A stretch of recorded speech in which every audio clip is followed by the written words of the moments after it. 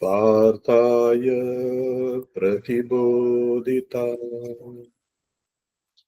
bhagavatam arayanena swayam vyasena kratita purana munina madhye mahabharatam advaitaamritavarshini Bhagavati Ashtadashatyayini Amba Tvam Anusandadhami Bhagavad Gita Bhavadveshini Om, O Bhagavad Gita, it was through thy help that Narayana, the Lord himself, brought enlightenment to Arjuna. Afterwards, Vyasa, the sage of ancient times, incorporated thee in the Mahabharata. O goddess, through thy 18 chapters, thou showerest the immortal nectar of non-duality and destroys man's rebirth in this mortal world. O Mother, I meditate on thee.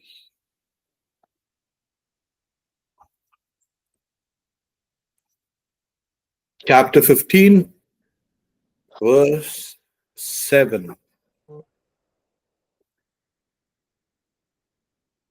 I'll chant it first and then you all repeat with me.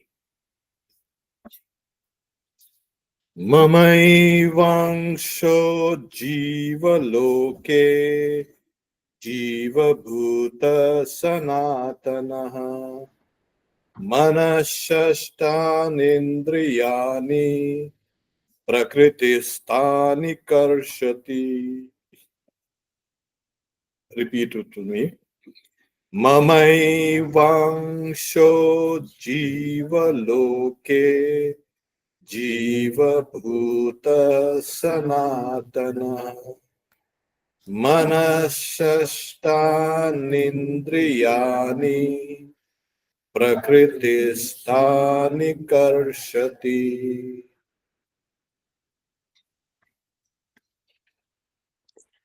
It is verily a part of mine which, becoming the eternal individual soul in the region of living beings, draws to itself the organs which have the mind as the sixth and which abides in nature.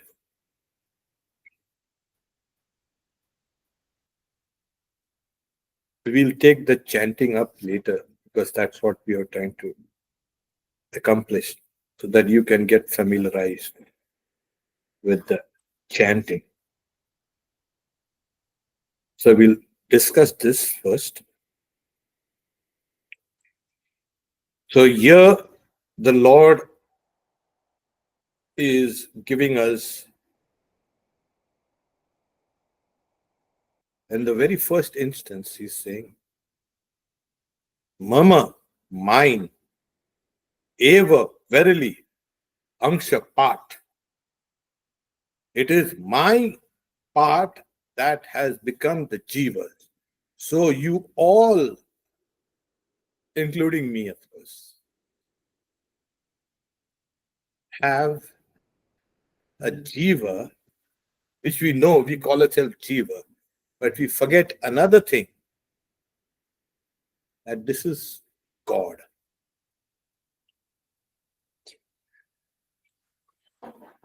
So God, they say God dwells in me. Yes, the jiva that you think that you are, that itself is, it's a mistake. It is God. That's why he's saying, It is verily a part of mine, which becoming the eternal individual soul. Sanatana. It is eternal. God is eternal. So how does he enter here? Yeah, he can enter into anything. So Jiva Bhuta. So becoming the eternal individual soul, the Jiva. Jiva Bhuta Sanatana. So this Jiva which is there within us is eternal. And the Jiva is God. Yes, I will say, where am I going to search for God? People have been searching for God.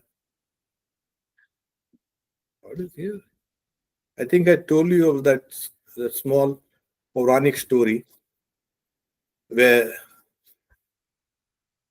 after creating this whole universe, Vishnu decides to take a little break, a rest.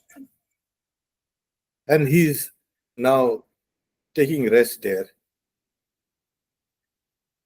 Suddenly, his rest is disturbed by loud noises. People saying, "Where is he? Where is he? Catch him! Get him!" And he looks and he sees everything in creation going in very smoothly, everything going perfectly fine, except some human beings. They are doing all the shouting. And he said, "What happened?" And he sees those human beings running up to Vaikuntha. So he's saying, "I was just thinking of taking a nice, much needed rest, and here I am." And then he said, "Let me leave this place because they'll come here." And so he goes to another place, saying they won't follow me here. But there also, again, he can hear the sounds of, "Where is he? Catch him, get him. What does he look like? We need to know him." So he goes to Mount Kailash there. So there no one is going to come. There also some human beings are running, trying to trace him. Then he goes to a forest. He goes to the bottom of the ocean. There also people everywhere, they're exploring. He goes to you can say, deserts. There also there. So he's running out of places, inaccessible places. So while going to another place, inaccessible place, he thinks, so he meets Narada. "Lord, what happened? Where are you going?" Saying, "See, everything is so fine in this creation. Everybody is doing their job. Everybody is happy and peaceful or whatever they are. Only some human beings are disturbing me." And so he's saying, "And I've run out of places to hide." So Narada said, "There is one place you can go where they will not be able to find you." So he looks at, "Where?" "You go and dwell in their hearts." Vishnu gets the idea. Hi. So he enters into everybody's heart. And everybody is still searching for him. Where is he? What is he? Where is he gone? What is he gone? So he's taking his much needed rest. So that's why Vishnu is found sleeping, on the causal ocean, the Karana Samudra. Karana means from there, the whole universe. So he's sleeping. He's in that in the Yoga Nidra. So human beings are searching for it. That's what the Bhagavad Gita says. That Aham Atma Gura Kesha Sarva Bhuta Shaya Sthita. That is, I dwell in all beings as the Atman, and I in a sleeping mode. You put your cell phones on sleep mode. So similarly, God dwells in everybody as the Jiva. This is what it means. And we have been searching for him. And then he says, draws to itself, the Jiva, the organs, the sense organs, which have the mind as the sixth, the five sense organs, Pancha Jnanendriya, and the mind is also called a sense organ, though in Vedanta they say no, mind is a separate entity. But here the Lord is saying the mind as the sixth sense organ, because it is working with the senses and which abides in nature, in Prakriti. Now, what is the Prakriti? In the 7th chapter, there are two verses. The Lord speaks of his eightfold form, saying, Bhumi, Apo, Nalo, Vayu, Kham, Mano, Buddhi, Vacha, Ahankara, Iti, Yamme, Bhinna, Prakriti, Asa. My eightfold form, he says. So it's in the 7th chapter, and it is Sloka 4 and 5. This Prakriti of mine is divided eightfold, thus earth, water, fire, air, space, mind, intellect, and egoism. This is the form of God, the eightfold form of God. So this whole world is made out of the five Pancha Mahabhut, all the combination, the recombination of these, plus mind, intellect, and ego. They are also part of God's nature, eightfold nature. And then he says, in the 5th one, those who have the book can see that, O mighty armed one, this is the inferior Prakriti. That is God's inferior, lower. Know the other Prakriti of mine, which is higher than this, which has taken the form of individual souls and by which this whole world is pervaded, upheld. Yayedam dharyate. So God's eightfold form makes this Prakriti. And he enters into that, his Prakriti, as what? As a Jiva. And the Jiva holds everything together. What holds Prakriti together? It is the Jiva Buddha. So God's lower nature is this Prakriti. Its higher nature is the Jivas. And then God has higher and higher nature. So in the next one, this is the womb of everything that is seen, not seen, whatever is created, whatever is not created, what will be created. This is so nature itself is a form of God. So the jiva that has entered, how it has entered? God enters into the nature, Prakriti, made up of karmas, and God enters here. And he holds everything together. Jiva. What is Jiva? Jiva is that consciousness. So it is consciousness that holds everything together. The moment consciousness leaves and goes to another place, this thing is empty. It is then recycled to become something else. So there are various stories in the Upanishads also, in the Vedic literature also, how God has entered.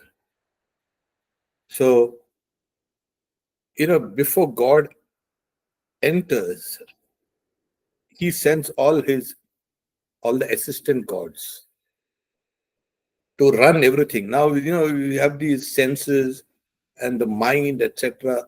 It is presided over by other deities, other gods.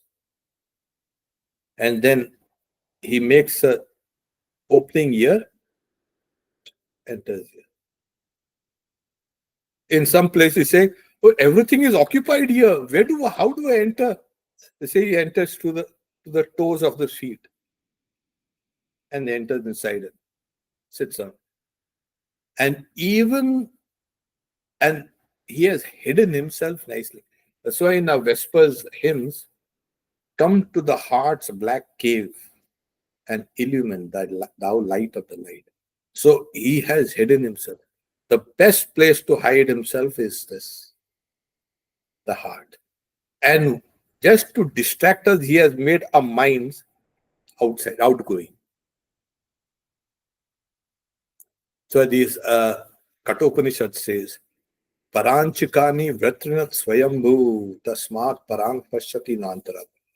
So Swayambhu, the self-existent Lord, destroyed the senses by making them go outwards. Tasmat Parang Pashyati. That's why we see things outside. Kaschadhira, some rare, wise, intelligent people desiring immortality turn their senses inwards and beholds the Lord there. So he has distracted us by making us look outside. And the moment we are looking outside, we are caught. Because the sense of I, as we have seen, is in nature. People have identified I with the Jiva and the Atman and all. No. The intellect, consciousness is different from the I. As we have said, the 5 great elements, mind, intellect, and ego, are the 8-fold forms of God. So ego also is part of Prakriti, nature, Maya. How can you know God through this I? You cannot. The I will take you for a ride. Instead of identifying yourself with the jiva, that consciousness, you're identifying yourself with the I. And this I that is making you run all over the cosmos. How many times we have gone to various places? Plenty of times. We have gone to the highest, we have gone to the lowest, we have gone to the middle, we have gone here, we have gone there. We are just distracted. So the I is there, and then the mind says, hey, now look at this apple. I don't want apple. Take this cookie then. Oh yeah. Take another one. No, I don't want. This is a lemon cookie. Take it. Oh. Yeah.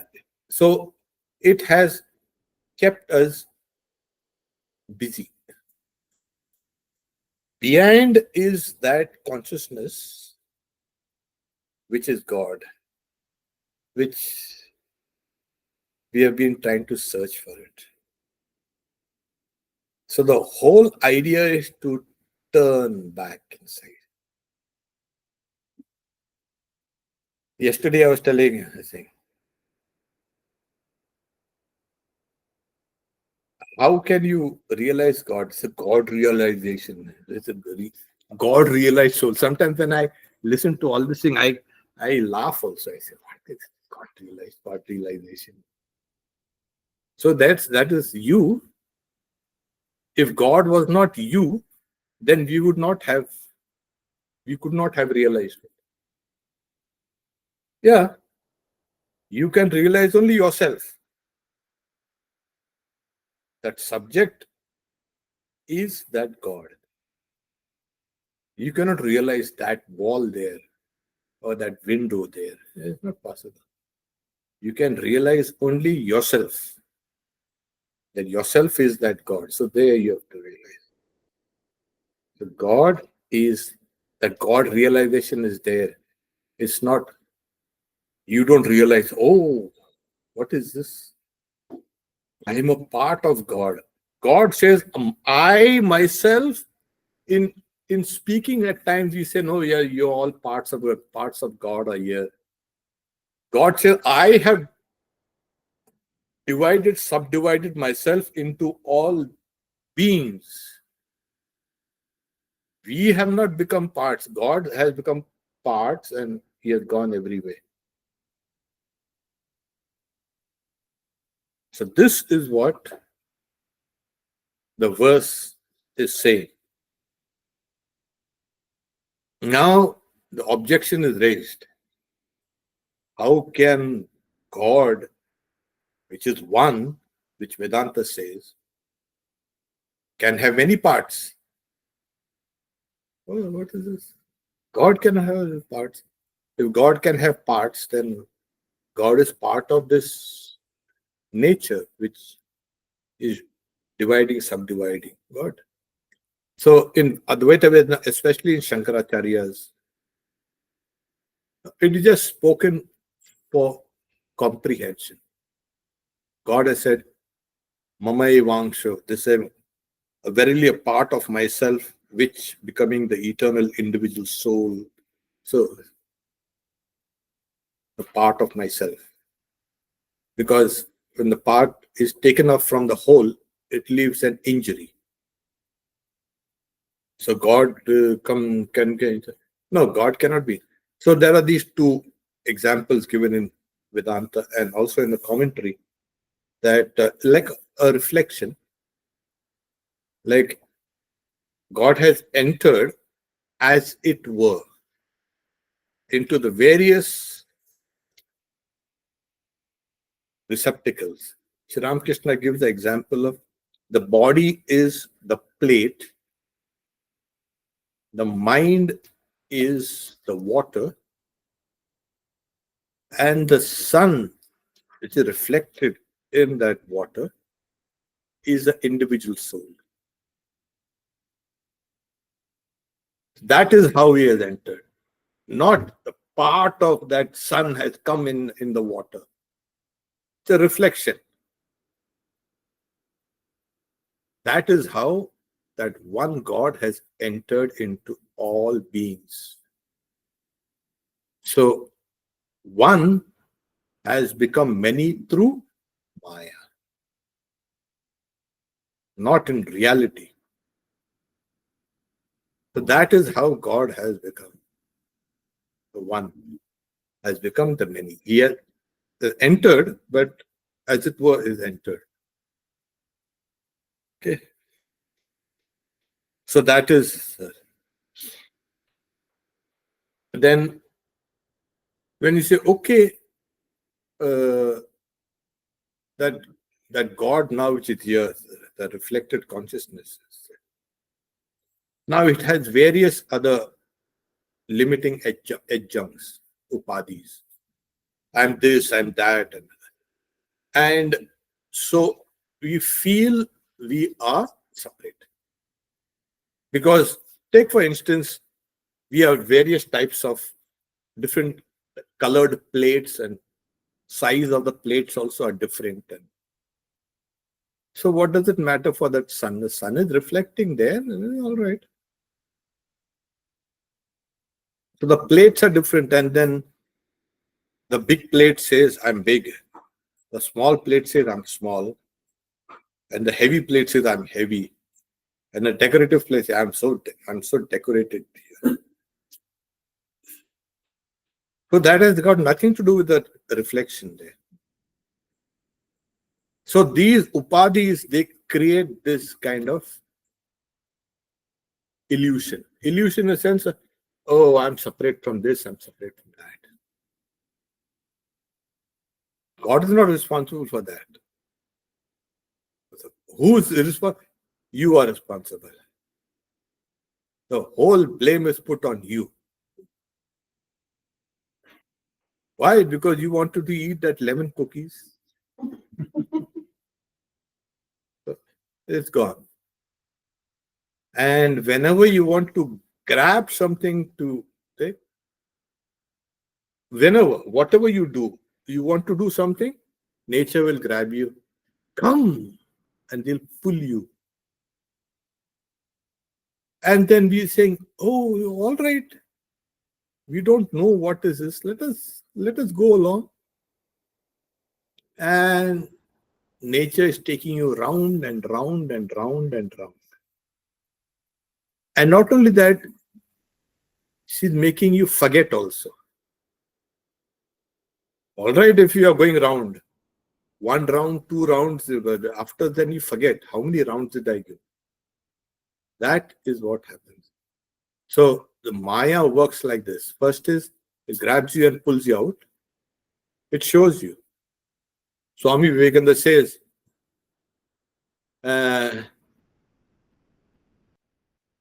nature whips us and we start crying.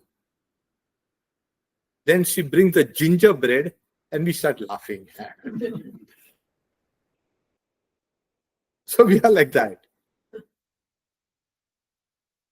In this laughter and crying and this and that, we forget. This forgetfulness is what has made us separate. If you would have remembered, oh, then everything would have become, the play would have been over. Sri Ramakrishna says, the granny does not like the play to get over. She wants to continue. You know, in that game, Sri Ramakrishna said, touch the granny. So the children are playing and then there's a grandmother there, or someone elder. And they are blindfolded and somehow you have got to touch. And that grandmother will run about and the children also are trying to run about. So they are blindfolded and we are running about. So if the grandmother's touch, she doesn't like that. She wants the play to go on. So we are exactly like that. We are blindfolded and we are running about trying to touch the grand. This is our condition.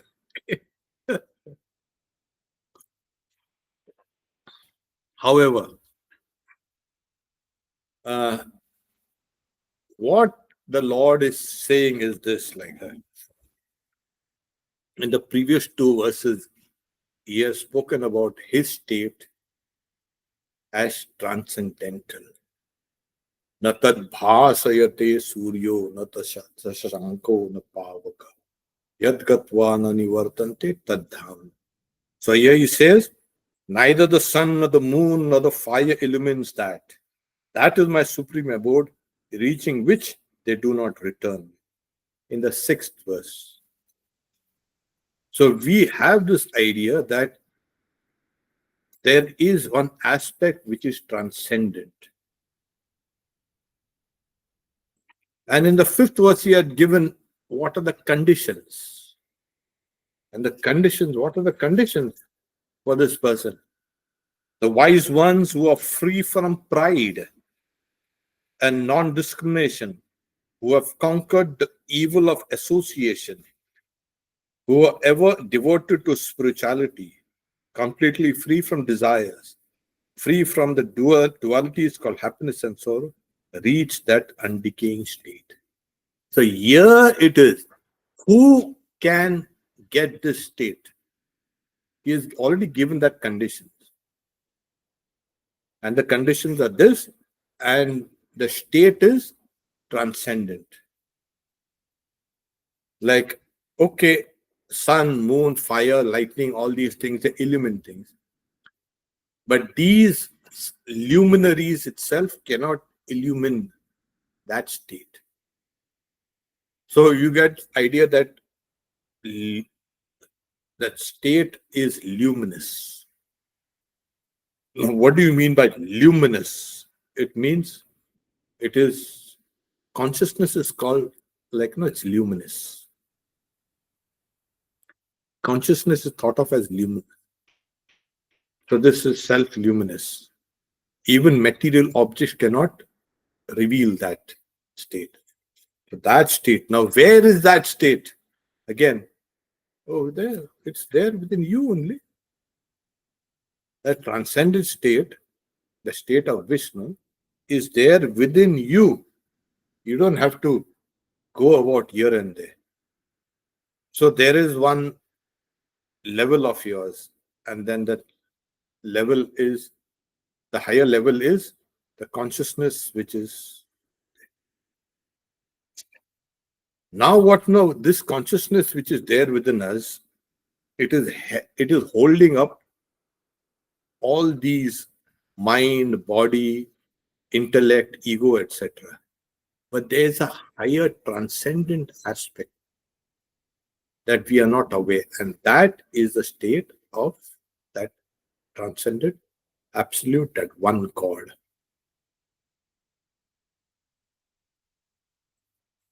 So after saying this, I'll read it once again so you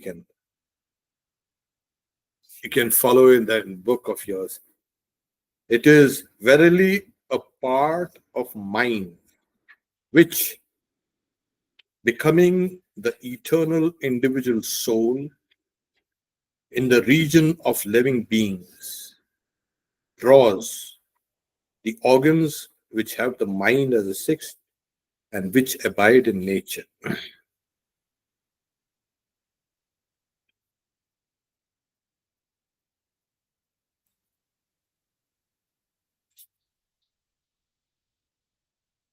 But we know the next question comes. Bodies are not eternal. Bodies come and go. So God that goes into everybody as the Jiva. We have seen how the partness of God means the reflection of God. But the bodies themselves are not real. The plate will one day will break. There was a Swami who was crying. What happened? So he was cleaning the cup and plate of a senior Swami. He was crying. What happened? Saying, I broke. It slipped from my hand, that plate broke, and the cup broke. And I'm so sorry. He said, don't worry. Cups and plates, they don't fall sick. They have to be taken to the doctor, etc. That is how they pass away. They break. So bodies also will one day, fortunately we have now, bodies can be taken to the hospital. It gets sick, it gets a cold and fever, this, that. But ultimately, the bodies will not going to go. So what about that jiva? So he's trying to tell you that the jiva, which is eternal, sanatana, they say, is not affected. If the reflecting medium is not here, I can reflect it in other things. It can travel. So this is the next verse, speaks about people, they're frightened about death. What is that? What is that? He says, when the Lord leaves it, and even when he assumes a body, he departs taking these as wind carries away the fragrance from their receptacles.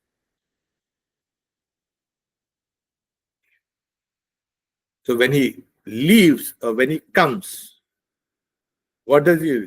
He will come.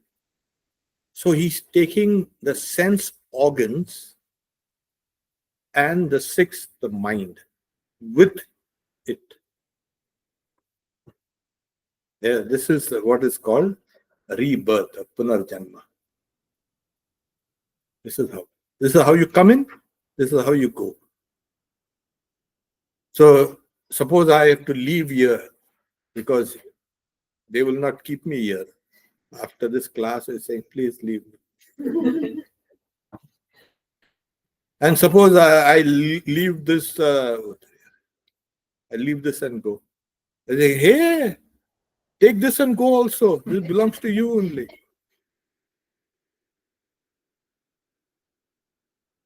So everything goes away. So when that jiva, that is a part of God, which leaves this place, it takes away everything that it has, all the five senses and the mind. By this, it also has to understand the entire subtle body and the causal body go along with it. So we have three bodies. We have the physical body, we have a sukshma sharir, the subtle body, and we have a causal body. So one body is thrown out, two bodies leave. There was always that three body problem in physics. It's very difficult to solve that. So somehow, when the Lord enters into in one body, a new body, or leaves an old body and goes somewhere else, he takes these along with him. So in Vedanta, the Sukshma Sharira is the five Gyanendriyas, sense organs, the five Karmendriyas, the motor organs, makes 10, the five Pranas makes 15, Prana, Apana, Vyana, Udana, Samana. And mind, intellect, ego, and memory. 19 things it goes along. Hey, this is mine. Yeah. Take it and go. What about the body? Body. You can keep it. There are some people who like to keep it, like the ancient Egyptians. They wanted to keep that body mummified. Yeah, we learned a nice lesson. Cremate quickly. Get rid of it. There was some who said, bury it. Bury that. So this is how we leave and we come in. Now, when we leave, which side do we leave? That is also another way. Depends on your level of your mind or your spirituality. You leave from different places. The best place to leave is this. This is the best. But if you leave from here, that means you are liberated. The other places are there, it goes out. When it is time to leave, say, everybody comes to that person who is about to leave. In the Upanishad say, can you hear me? Can you hear us? Can you recognize us? Do you see us? Do you remember us? That person cannot. One by one is shutting it off. And what it does is, it starts retracting itself. How does it retract? The pranas are all over the place. It starts retracting. and comes to the heart. There are hundreds of pranas that are circulating all over the place. It starts retracting. And then when it starts pulling back, then the body becomes cold, insensitive. They said it comes and comes here. That is now after comes here, you are supposed to leave here, take and chant Om and say. In the Bhagavad Gita itself, it comes in it. Om iti aksharam brahman vyaran mamunusmara yaprayati sadma. So after taking it all, bringing up here and then, so it comes here and the body loses its consciousness. But prana along with the mind and everything comes up. And then it is time, falls up. The body falls up. And it goes to another place. That's how it is. So sometimes there are mistakes done. Some mistakes do happen. But in the big sphere of things, these mistakes are not mistakes. So it comes inside again. And then again it has to sleep and it has to wait for a long time for it to start now again. Hey,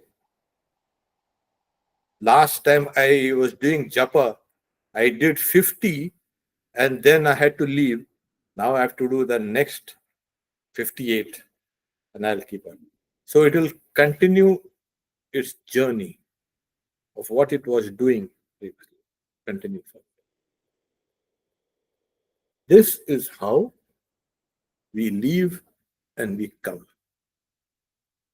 As he says, when the master leaves it, what it leaves the body. And even when he assumes the body and when he assumes that, he departs taking these. Take, this is mine for now. You take it and go.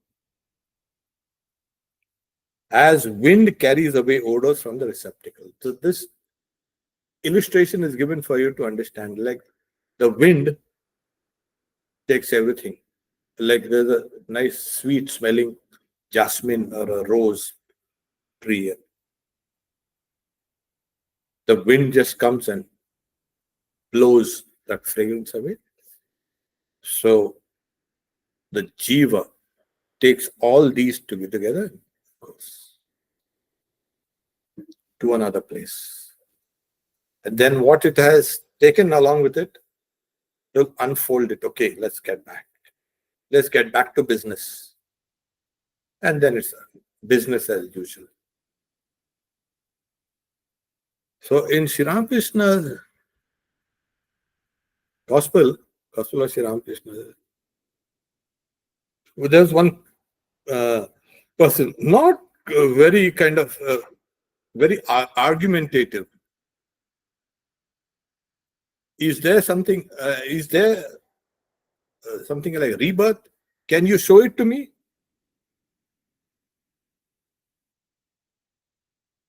And Sri Ramakrishna says, why? I don't know. Yeah, it is mentioned in the Gita. So it is no reason not to disbelieve. Can you show it to me? Like, you cannot see it, not with these eyes. We need very subtle eyes. Sri Ramakrishna himself, when he was seeing his nephew Hriday, not Hriday, sorry, Akshay. He was dying. Akshay was Ram Kumar's son. Ram Kumar's son. Sri Ramakrishna's elder brother. When he was dying, he was very young. And everyone was so sad. And Sri Ramakrishna was laughing. And they got so annoyed with him. Why are you laughing? They didn't like the idea of him laughing. Fellow is dying, the young boy is dying. Say, no, I saw Akshay's subtle body come out of the body like you take a sword out from the scabbard. Similarly, I saw his subtle body come out. That's why you're laughing. There is no death actually. I mean, death for the body. It is said that this is to eliminate this idea of attachment to this body. That we think these slokas are just to tell you, hey, you got the whole thing wrong. You should have been identifying yourself with that consciousness there. But you are now identifying with the body. Oh, everything has, I've lost everything. My loved one is dead. Oh, I'm dead. I'm dead. Oh, what happened? Like you cut off a pair of your nails when they grow. The nail keeps on growing. The consciousness is not affected by it. This is just to generate within us this sense of that I am the body has to be taken off. Better still, I am the mind. Better still, I am that jiva. And as we have seen, that jiva is one. So you will say, how can that God be deluded? The one God. So it's not deluded. It's as if we are seeing it running about, doing all these things. The whole play is nothing but a Leela of God. The great cosmic Leela of God. That's what it is actually happening here. So I'll read the Sanskrit, and then we can read it and follow it. Shariram yadavapnoti yachapyutkramati Krihitvai sanyati vayurgandhani vasaya. You can chant it along with me. Shariram yadavapnoti yachapyutkramati Krihitvai sanyati Vayurgandhani vasaya. So the word used is Ishvara. Ishvara is not that supreme.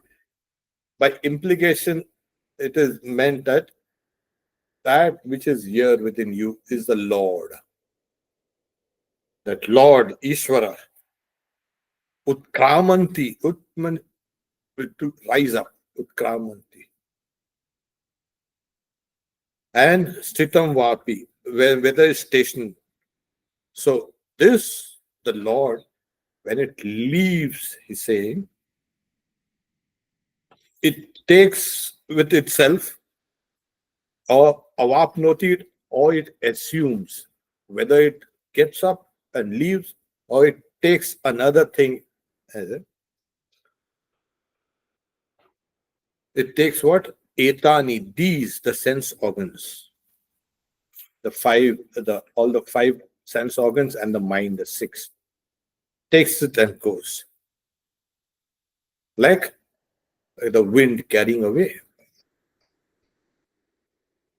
So we can see it go, we can see it come also.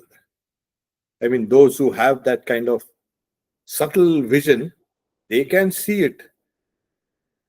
Something is going out, something is coming in. Over this, there's been so much of research. They, especially in this country here, they found that terminally ill patients, like those people who had kind of had tuberculosis and were dying, they were weighed before they were they died. And after they died, then after they passed, again they weighed them, and they found there's a slight difference in a few grams of a difference between. And so they said, see, the soul, before dying, it was, say, 20 pounds. And then after dying, it is 19.85 pounds. Okay. So the soul weighs some 15 grams. Oh!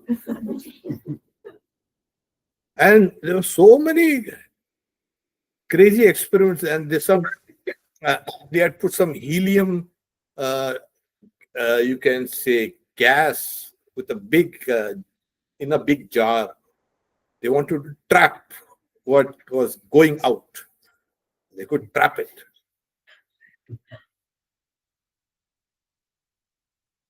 And somebody said, yes, that helium balloon burst. It will never happen like that. So this is the problem with this conceptions of, I won't say wrong, it is not mature enough for that the soul. So then the soul goes, how? Yata karma, yata shrutam. Like it was what karma it did and what knowledge it has.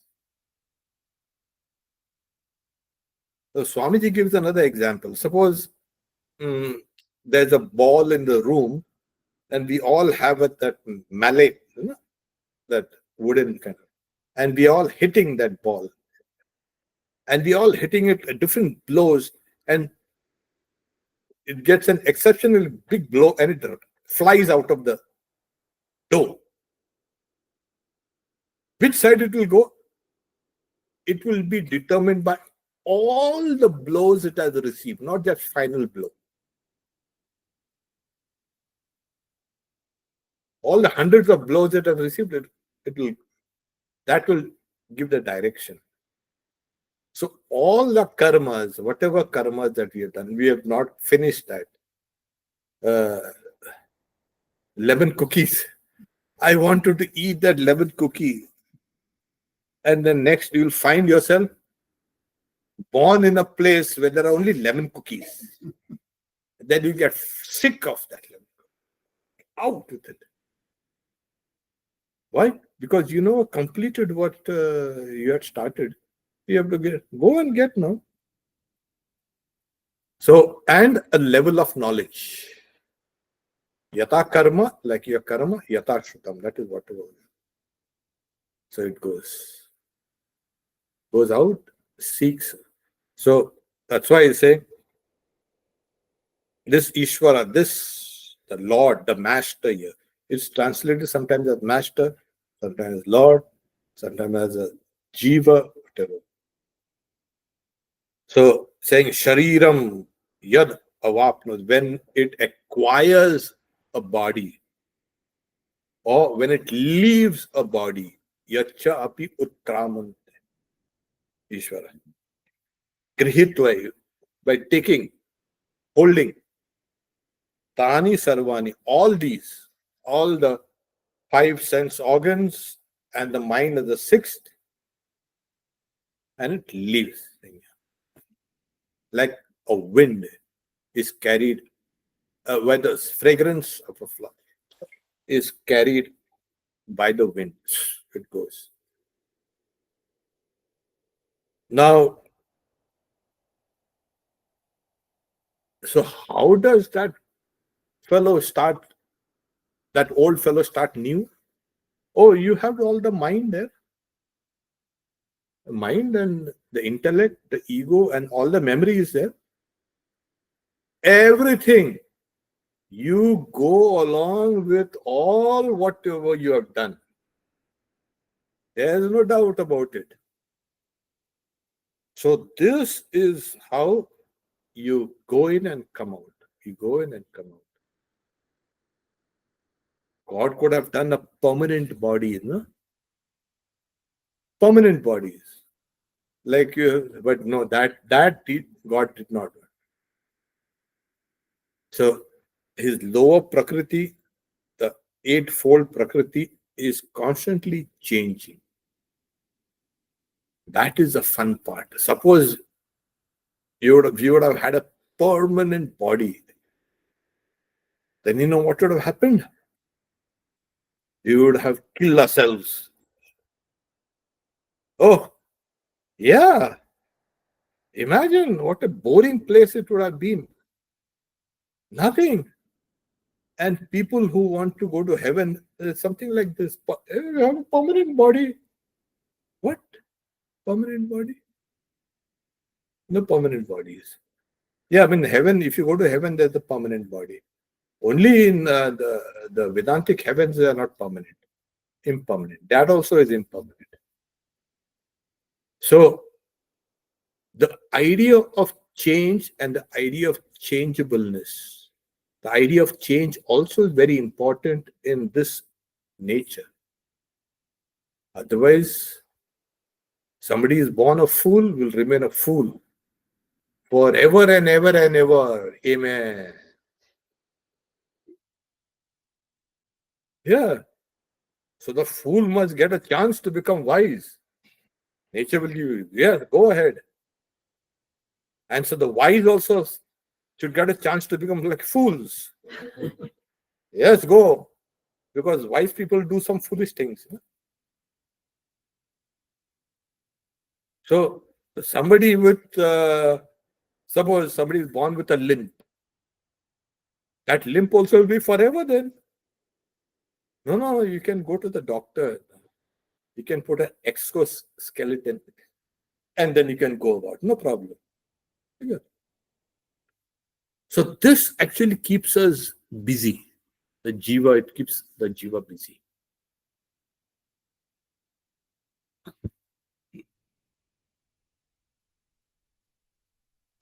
Finally, we will come to one stage where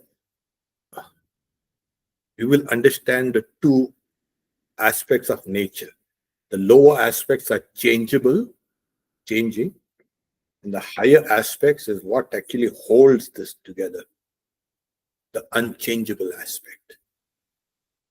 Right now, we are in the middle of changes. Why? Because that jiva has identified itself with the changes. So the transcendent aspect, that huge aspect, is just beyond our capacity to understand. Like I said, he goes inside and then he pushes everybody out. Hey, look outside. I don't know about you all. When in India, when we had these mothers who want to cook something or something, they will give the child a lozenge or a toffee. Go out or take that toy and go out and play. Yeah.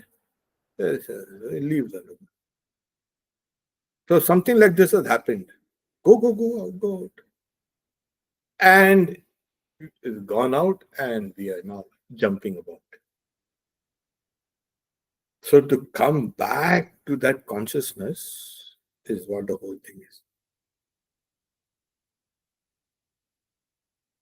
And then you'll find I thought that I was a separate entity because the change and all these things has given us a separate identity, that ego.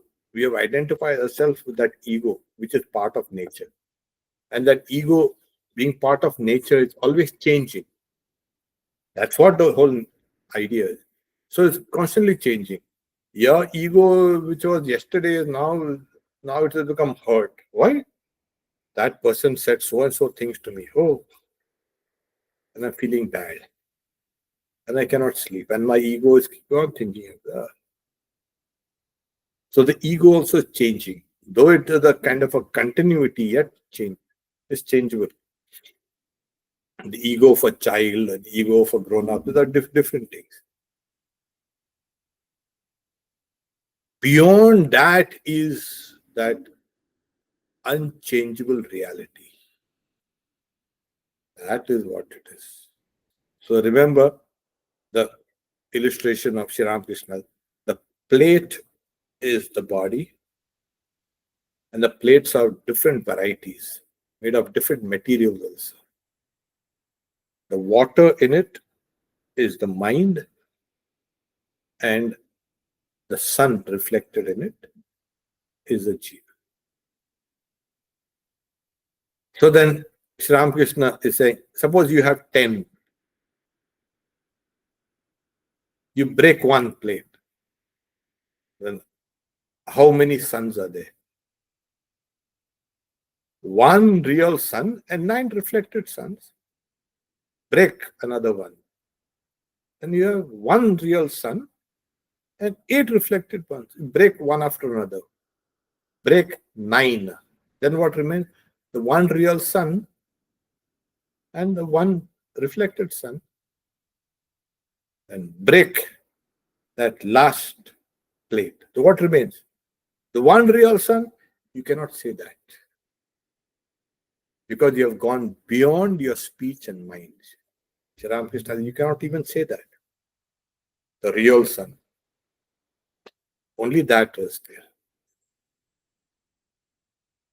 This is what happens. So I give another example of Indrajal. This one has become so many that in the world of Indra is the king of the gods. He's a top gun there. But he gets into trouble also nowadays. So in his heaven, there is one net. That's why it's called Indrajal. Magic. Magic is called Indrajal. And there's a huge, you can say, net. At the corner of the net, or the knot, is a gem.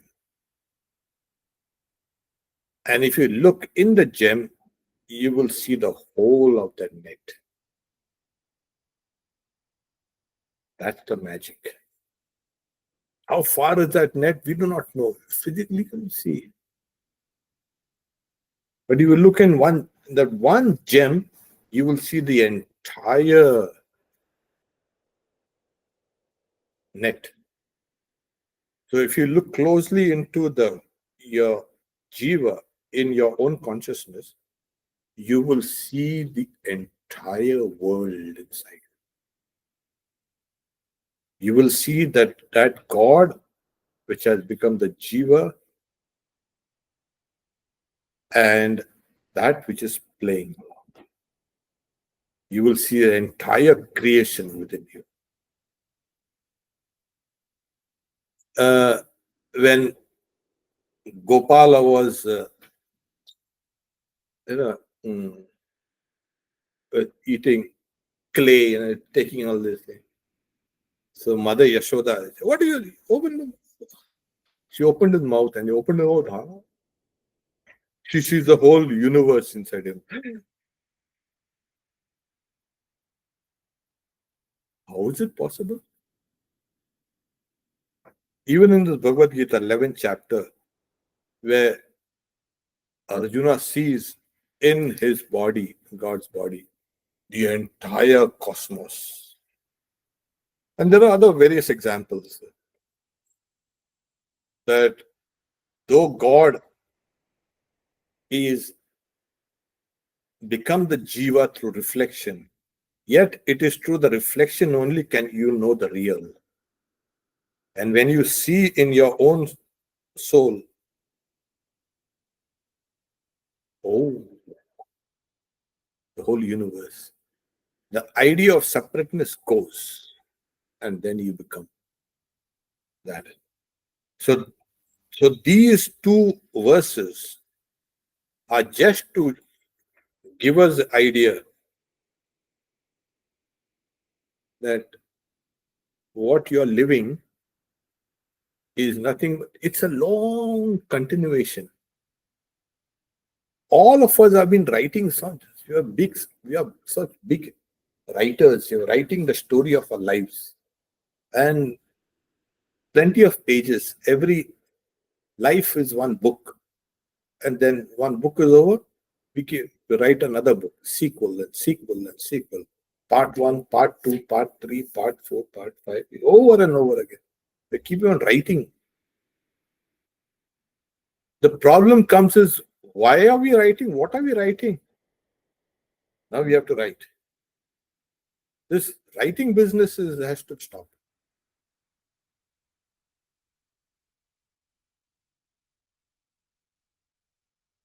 Once we know, all of us here have had a long history through many, many, many things, many places, many. We've all had experiences. This makes us detached. So these verses, the Lord has been saying, is how we get caught. So here in the 9th verse, he is talking about how we get caught again.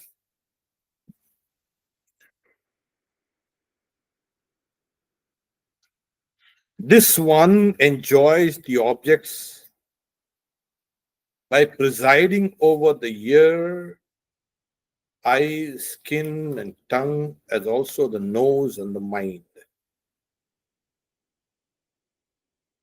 We'll chant it and then you can read it. Trotram chakshu sparshanam cha rasanam granameva cha adhishtaya manaschayam vishayan upasevate. So here is saying upasevate, the last word, upasevate, enjoy. Sevan, upasevate.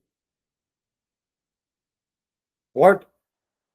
The vishayan, the sense objects. How? By presiding adhishtaya. The second line of the verse is taken, adhishtaya. By Shrotram, Chakshu, Sparshanam, Rasanam, Granam. These are the functions of the 5 sense organs. Shrotra is to hear, hearing. Chakshu is to see. Sparsha is to touch. Rasa is to taste. Grana is to smell.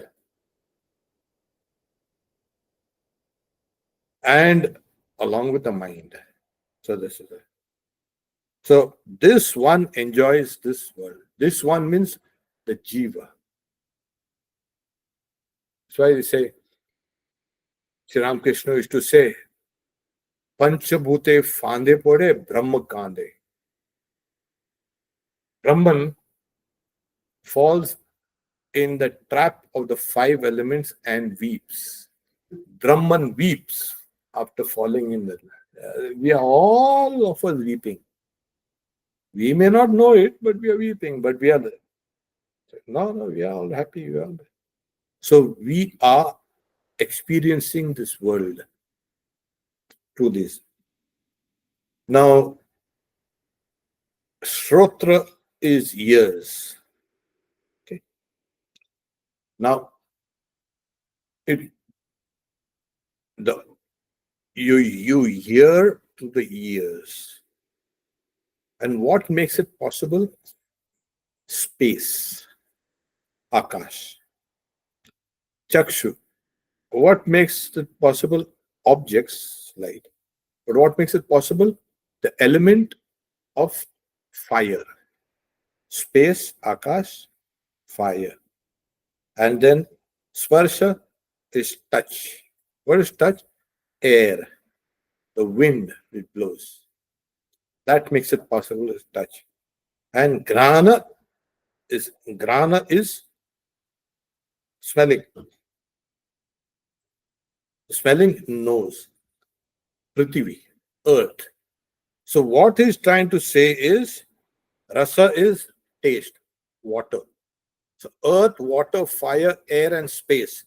These are the 5 elements which the sense organs are made of, and they experience this. So the 5 sense organs, the 5 objects of the sense organs, like seeing, touching, tasting, smelling, etc., all these things, made by the eyes, nose, etc. And what are the 5 Pancha Mahabhut, 5 great elements? Space, air, fire, water, and earth. So the senses are, so completely connected with this world outside. The whole world is there to help you, they say. All the 5 great elements and all the combination and the possible combinations, all this. So the ears itself are designed to experience the world. And so this jiva experiences this world. Not only this, my house or my car, this my neighborhood, my this, my that. Imagine if we had no senses, we would not have evolved at all. Our mind also would not have evolved. So this is the process of evolution. Yes, it's giving us this. We are evolving because we are experiencing this thing and we are trying to evolve. The idea of evolution is an old one.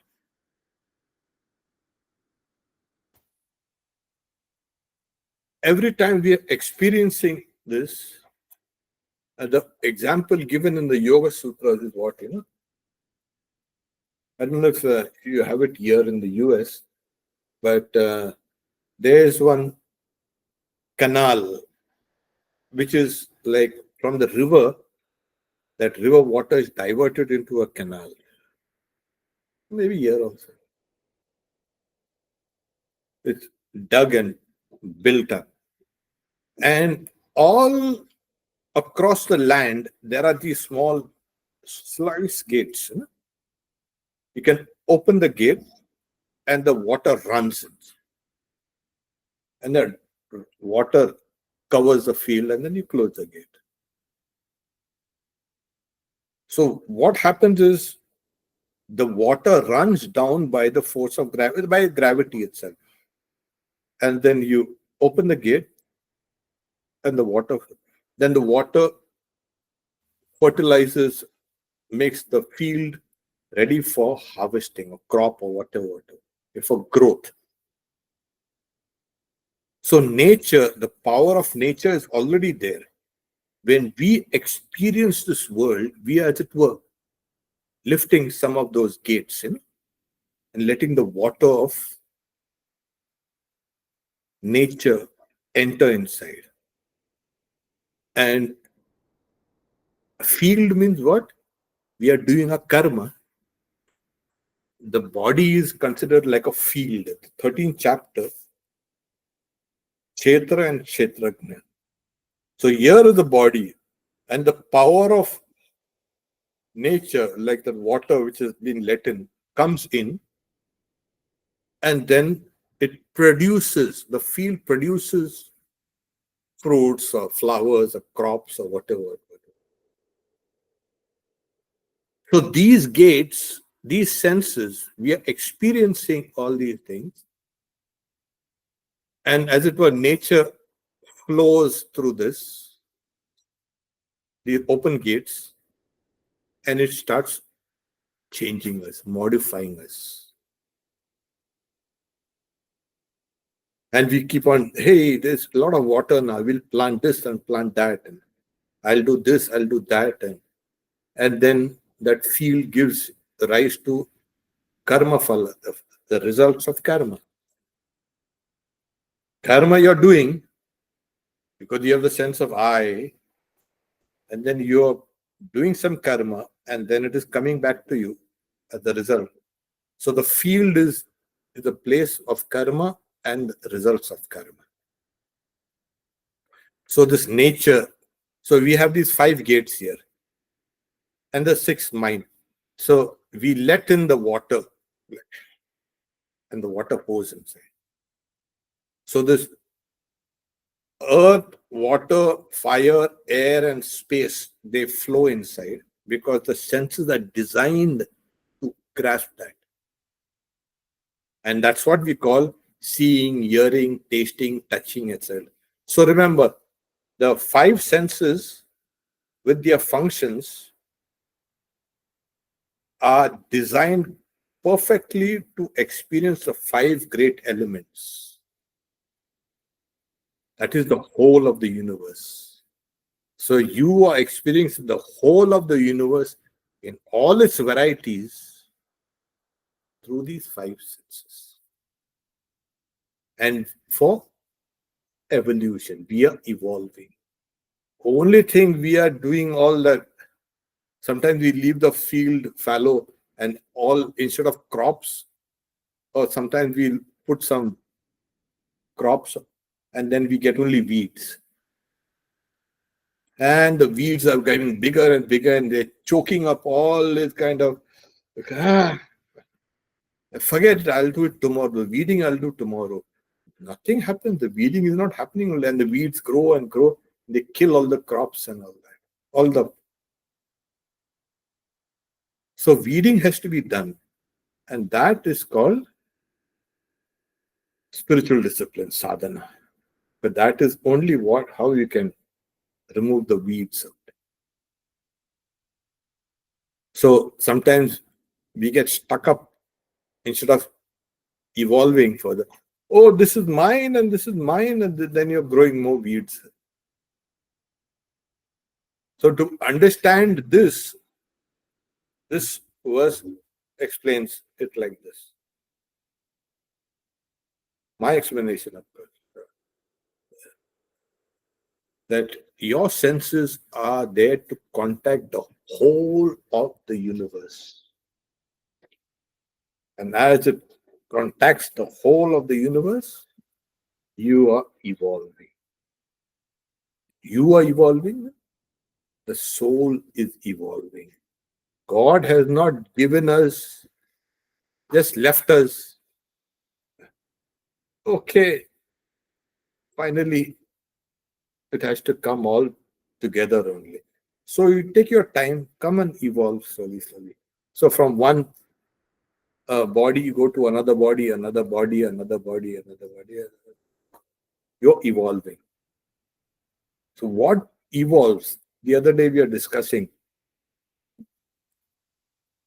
It's like you're watching a scene through a screen, and there's thin or small kind of hole. You put your eyes and then you're watching that scene from behind the screen. And then what happens? That hole gets larger and larger and larger. So what is changing? Swamiji says, only the hole is changing. This is the screen of nature. That is changing. But the soul, the jiva, is as it is. But it can see more and more of that scene behind. So he said, evolution is in nature, not in the soul. Because the soul is, as I said, sanatana. It is eternal. So so from this idea of me and my and this and that, and you're becoming larger and larger. You're seeing more and more of the world. Evolution is this. You are seeing more and more. Today we are living in a time which is, the best time. Because now we are seeing this huge cosmic neighborhood that we are there living in. My God. Amazing. We are there on one small point, but now we can see all over. We have gone billions and billions. We have detected light, billions and billions of light years away. They have come And we know how, more or less, how old it is, the universe is, how it is expanding, how it is like, it's forming and reforming. Human vision has broadened more and more. And this is really exciting times. We tend to kind of put our minds into small things like politics and this and that, or gossip. But the collective human knowledge is expanding phenomenally. Even my mind and your mind and all is part of that collective mind. So we all contributing. So it is growing. Now we understand it. My God. So what is changing? That hole there, that screen. It's showing more and more and more of that light behind. And here you are standing. So you have not changed. Yeah, you are that imperishable. But so as you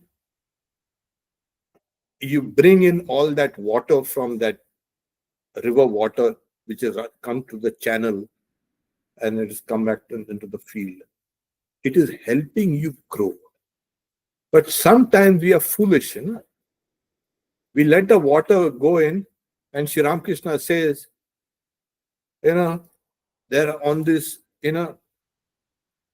at least those who have been in rural areas have seen fields, and it's not just a vast, straight, flat field.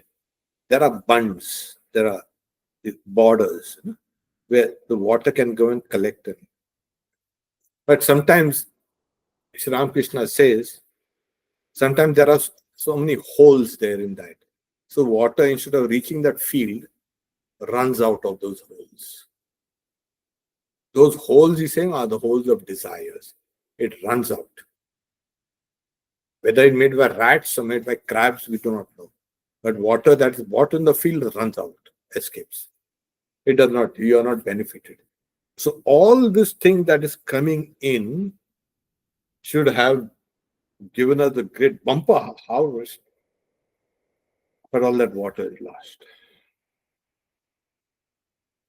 That's why in the earlier, you can say, chapters, third chapter, Ghayor Indriya Ramo Mogam Patase. Those people who live only in the senses, they eat agha, sin, agha ayu indra. Who live only in the senses, they are eaters of sin. Sometimes Bhagwan gives some strong languages. So, though this is saying this one experiences the world through Shrotram, Chakshu, Sparshanam cha, Rasanam, Ghanameva cha, Adhisthaya Manaschaya, Vishayanupasevati. Enjoys all the objects. Even if you have this understanding, you can become free. Yes, somehow we don't have that understanding. And that has been our big problem. So to sum up, we started off with that my part has become the jiva. Because you see, God does not want anyone else. You cannot have two gods. Two gods will create a big problem. And we know what. When you're alone, you really are very fine. But when you're with somebody else, whether you're married or not married, with somebody else, if there's no understanding, gone. Goodbye. Goodbye to your peace. Whatever all these people say about marriage and all, the psychology is this. When you are alone, you're fine. You got married. Now you have to think. So God, that's why he likes to be alone. Is one, not two.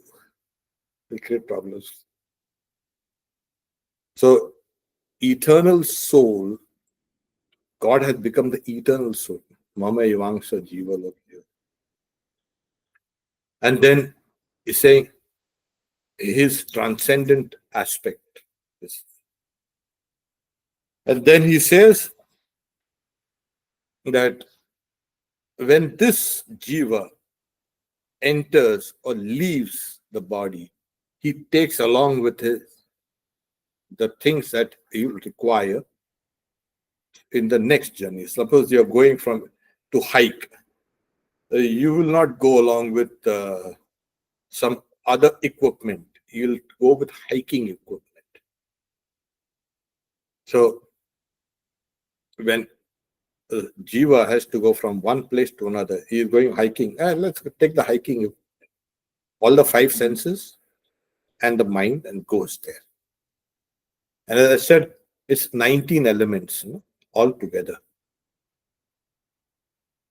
5 pranas, 5 sensory organs, 5 motor organs, and then we have what?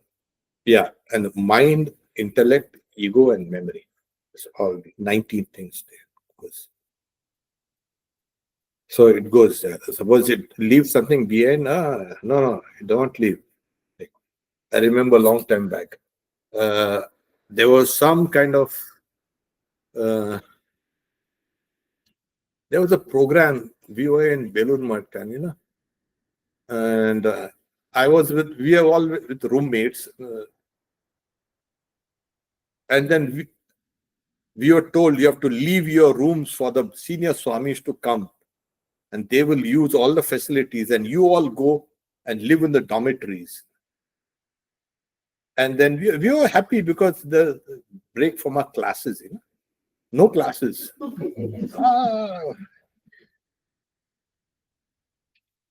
And me and my friend, we got a nice small room. So 2 of us. Otherwise, we have to in the dormitory. You have to be with 20 and 25. Then, so the principal Swami comes. Hey, I shall remember. Which dormitory are you staying? Not staying in any dormitory. Then where? I'm staying in that small room just inside that roof. Who told you to go there? It's quieter, and then you can study and meditate quietly.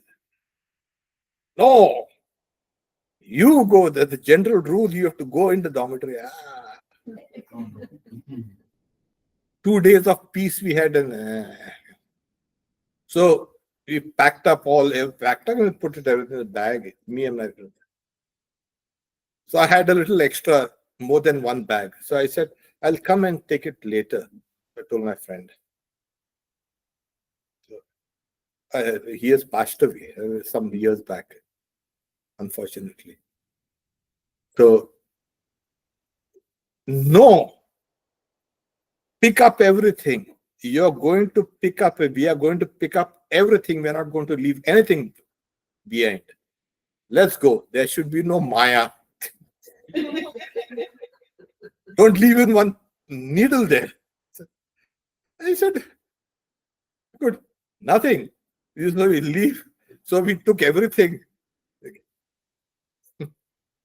Then later on, the principal goes and sees, oh, these fellows have disappeared.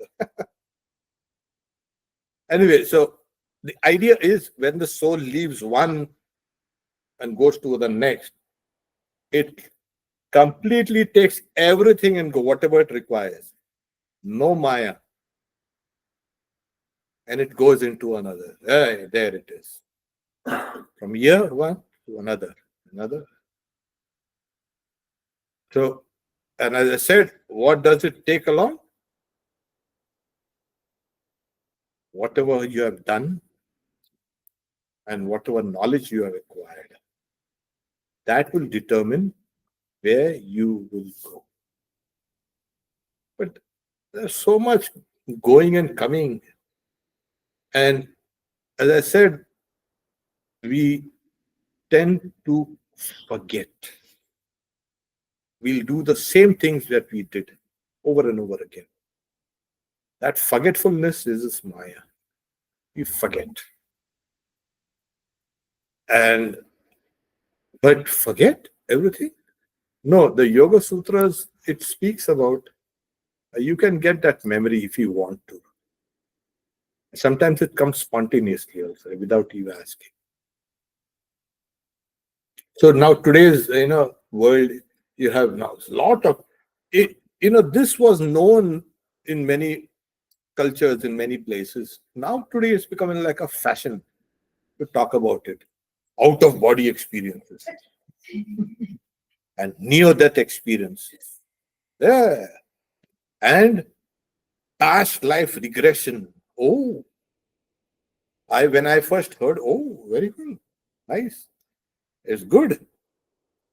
Finally, these guys are talking about it. They were, you should not talk about it. Some religions do not want to talk, make you want to talk about it. Shh, keep quiet. Hey, no, I saw something there. Shh, keep quiet. Don't. Now, with the lessening of this religious clamps down, not all religions, some, hey, you cannot, you should not believe in that. It's all wrong, false. With that loosening of those religious clamps, people are now beginning to think freely. And that's what I'm saying. This is a nice time to be there. People can, without the government trying to shut you down, you can now, especially in this country, you're relatively free to think. So these cases are now coming up like mad. Books have been written and YouTubes and this and that and all over the place. Now it's all great fun. Near that experience. Oh, I went out and then I saw a nice bright light. Generally, these things are common to most people. There was one bright light, and then I saw my mother or somebody, and it was so full of love, and I was so feeling so. It was painless, and then that mother or some figure of some divine thing, some either Christ or Buddha or Krishna or somebody comes, but one special some being comes saying, "No, you have to go back." Yeah, you have to go back. You not learned this. You go back and learn. Oh, all right, they come back. Near that experience, out of body experience, they'll go up and they'll look. Oh, my body is there. So these things are. There was a time when they were dismissed. They are still being discussed. Hard science wants fact. Your science, hard science is in the body that's dead there or dying. That thing is beyond science. So that suddenly you come out and, oh my God. Then if you come back, then the fear of death has gone away from you completely. There's no fear of death.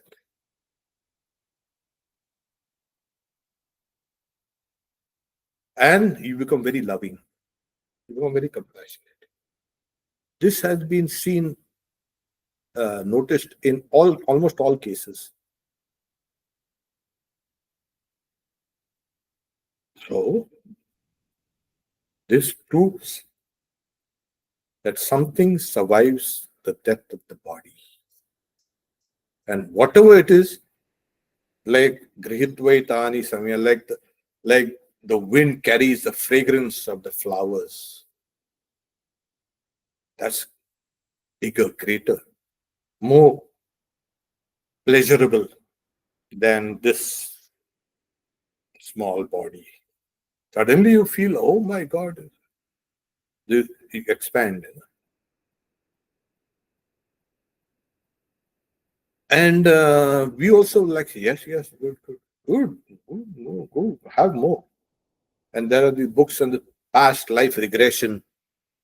So sometime back, I had gone to one place and then I was returning. So I want to read something on the plane. I said, I took the book, Only Love is Real. I said, oh, very good. No, I read other books of this author, Robert Wise. Robert, yeah. Many lives, many masters, etc. So about past life regression. So gives the example of two patients who don't know each other. He also does not know that they have been connected in their previous lives through karma, through centuries. And they are both his patients, and they finally meet there. And only lovers, they loved each other for centuries and many bodies. So that's a different thing. So when I took the book, Only Love is Real, I said, only God is real.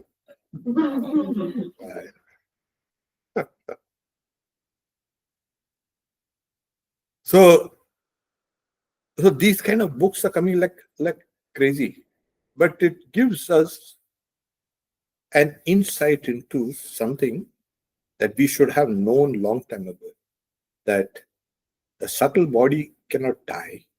It travels place to place to place.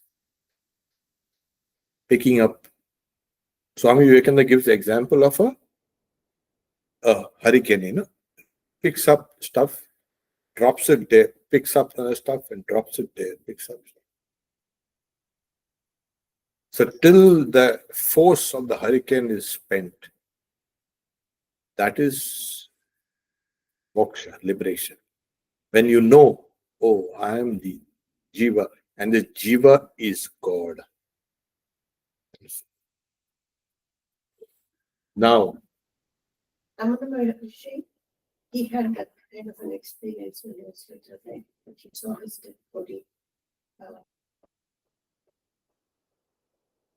he never saw, he thought like he is going to experience that.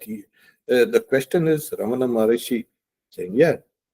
So he had a fear, and now it's the fear of death, not death. So he laid down. Let us see what the experience of death is like.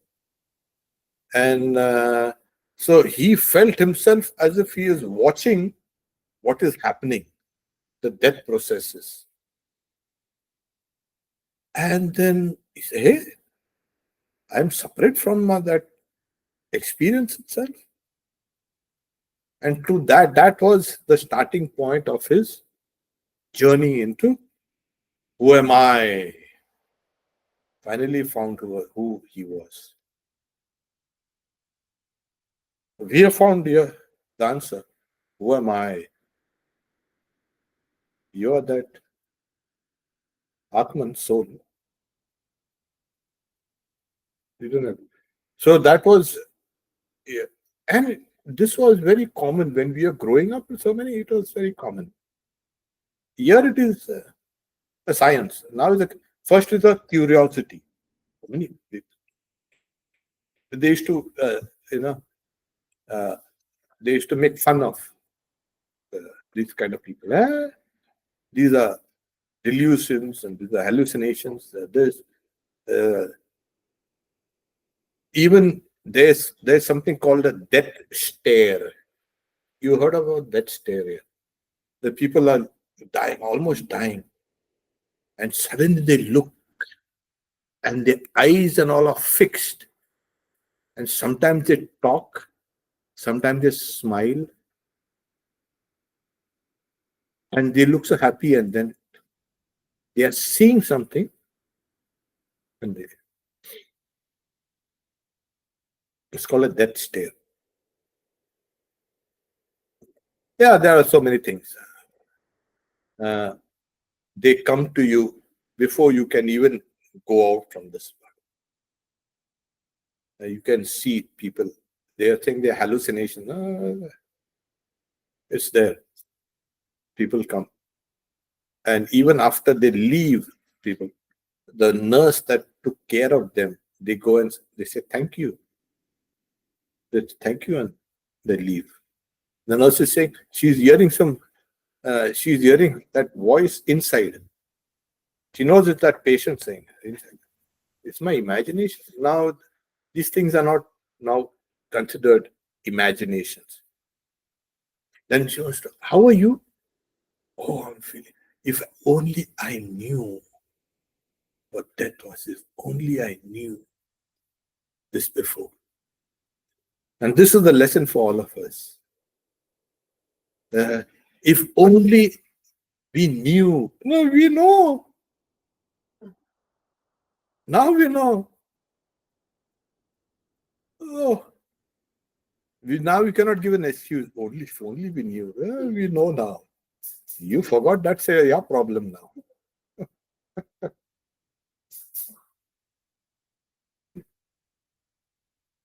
So we'll give some time for questions if there are.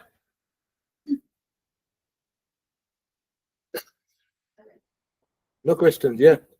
Yeah, the analogy of the plate and the sun and water.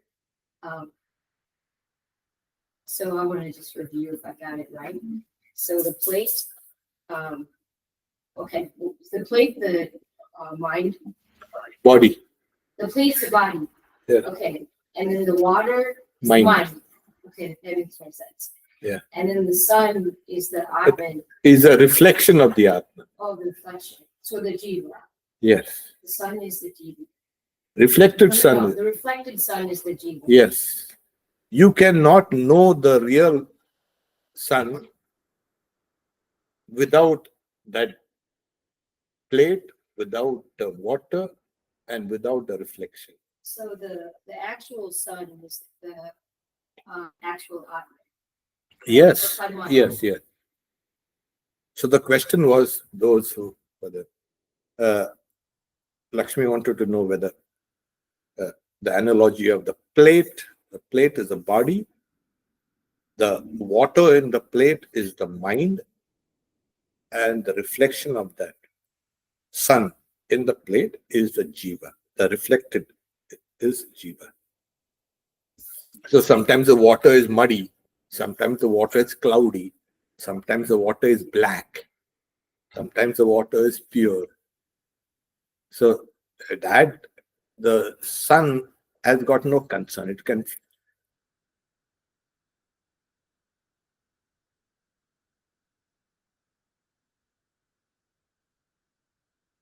But as it were, lost, indistinct. And in a little clear water, the reflection can be seen very clearly. That's why spiritual practices is nothing but the purification of the mind.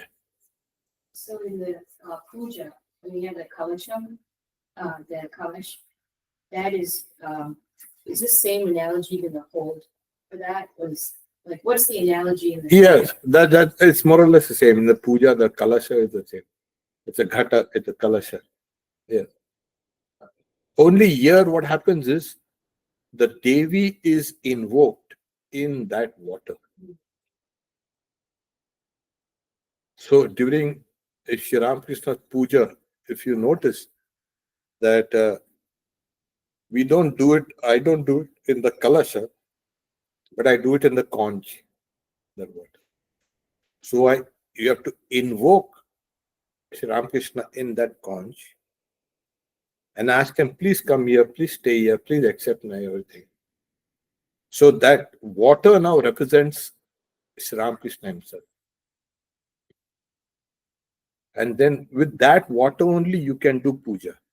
You cannot do puja with it. That's why they say, Ganga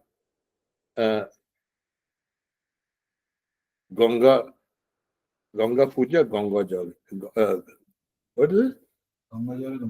Ganga Jale, Ganga Puja. You worship the Ganges with Ganges water only. So you worship God with God only. Now in the form of the water and the flower and the incense and all this. God cannot be worshipped with ordinary things. God has to be worshipped with God. That's a great idea. And even the worshipper, the pujari, has to think of himself or herself as God. Yeah. Otherwise, you cannot do puja. But that moment, that period of time when you are worshipping, you have to think of yourself as God. That is like Shri Ram Krishna has come inside you. Not only has he come inside you, he's moving all your hands, legs, and all. So that's why part of that puja is you have to put your hand on your chest and say, Soham, I am he. Like I am Shri Ram Krishna. Oh, what is this? What? Blasphemy? No. What blasphemy? This is the ultimate truth that I am he. I am Shri Ram Krishna. And now I'm worshipping Shri Ram Krishna. God is worshipping God. So in the jivas, in the realm of jivas, jivas are playing with jivas. God is playing with God. That is why it's called Leela. God is playing with God. Sometimes you see children, when you're very little, they'll play with themselves, they'll take a toy and they are happy and they're talking to themselves and they're laughing, joking, and something like this happening. God is only playing with itself. Eh, Whether you want to call it she's dancing, she's playing, or whatever, it's the same thing. God.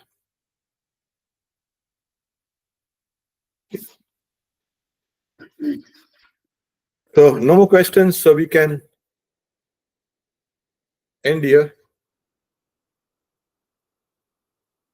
Om Shanti Shanti Shanti Hari Om Tat Sat Shri Ram Krishna Arpanamastu. Thank you, Sunanda, Rani.